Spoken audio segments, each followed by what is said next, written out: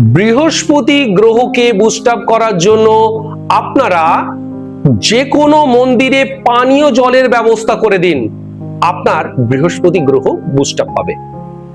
আপনি প্রতিদিন পূজা গৃহে আপনি শিবলিঙ্গে জল অর্পণ করুন, আপনার চন্দ্র গ্রহ বুস্ট আপ পাবে।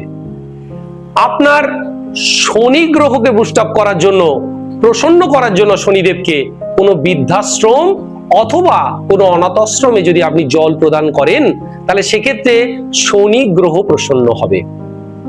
পাখিদের আপনি জল প্রদান করুন, প্রকাশ্য আকাশের নিচে জলের পাত্রে আপনি জল প্রতিদিন পূর্ণ করে রাখুন।